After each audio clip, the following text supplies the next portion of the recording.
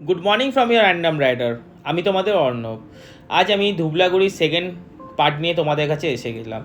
যেরকম তোমাদের আগের ভিডিওতে বলেছিলাম, বাবেল সব রাখছে নাইট ভিউ প্লাস আমাদের ইভিনিং স্ন্যাক আর ডিনারটা তোমাদেরকে সেকেন্ড পার্টে দেখাবো।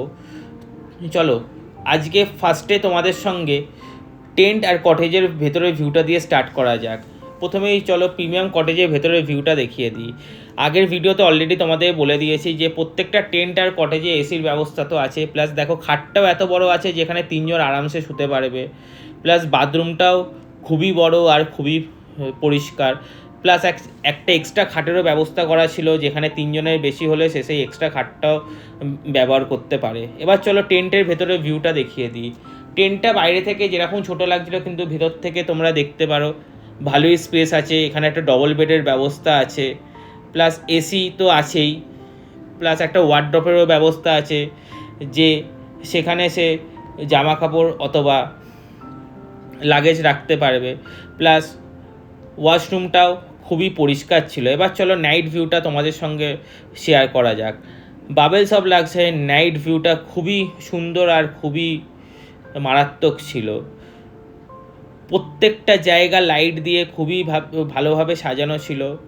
আমি নাইটে প্রচুর ফটো উঠিয়েছি, সেই ফটোগুলো আমার তোমরা ইনস্টাগ্রাম পেজে গিয়ে দেখে নিতে পারো। তো তাই জন্য আমার ইনস্টাগ্রাম পেজটাও ফলো করে দিও। আর ইভিনিং স্ন্যাক্সে আমাদের অনিয়ন পাকোড়া চা খেতে দিয়েছিল, কিন্তু ওইটার ভিডিওটা আমার ওঠানো হয়নি।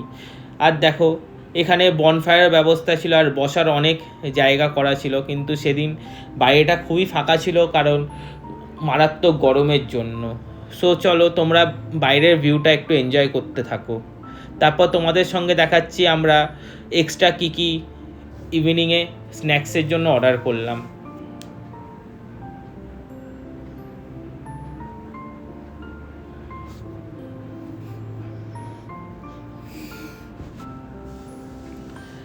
এবার চলো তোমাদেরকে দেখাই ইভিনিং স্ন্যাক্সে আমি এক্সট্রা কী কী অর্ডার করেছিলাম। প্রথমে দেখো পমফ্রেট ফ্রাই, তার সঙ্গে ছিল প্রন ফ্রাই, তার সঙ্গে মশলা ক্র্যাবও অর্ডার করেছিলাম। আমি শুধু পমফ্রেট ফ্রাইটা খেয়েছিলাম, খেয়ে খুবই ভালো লেগেছিল, টেস্ট খুবই ভালো ছিল আর মাছটাও টাটকা ছিল। কিন্তু ক্র্যাব আর প্রন আমি খাই না কারণ আমার অ্যালার্জি আছে বলে। তারপরের দিন সকালে আমাদের ব্রেকফাস্টে লুচি, চানা, একটা বয়েলড এগ, একটা লেডিকেনি দিয়েছিল। লুচিটা আনলিমিটেড ছিল। তারপর রওনা দিলাম বাড়ির দিকে। রাস্তা খুবই ফাঁকা ছিল, রোদ্দুর ছিল না, তাই একবারে প্ল্যান করেছিলাম কোলাঘাটে গিয়ে লাঞ্চের জন্য দাঁড়াবো। তারপর চালাতে চালাতে পৌঁছে গেলাম কোলাঘাটে। তারপর একটা ভালো রেস্টুরেন্ট দেখে ঢুকে গেলাম।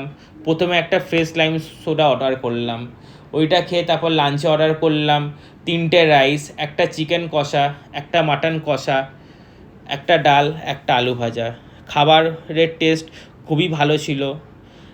এখানেই আমি আমার সেকেন্ড পার্টের ভিডিওটা শেষ করলাম। আশা করি তোমাদের ভিডিওটা ভালো লেগেছে। সো যারাই দেখছো, ভালো লেগে থাকলে আমার চ্যানেলটা সাবস্ক্রাইব করো। আজকের মতন টাটা।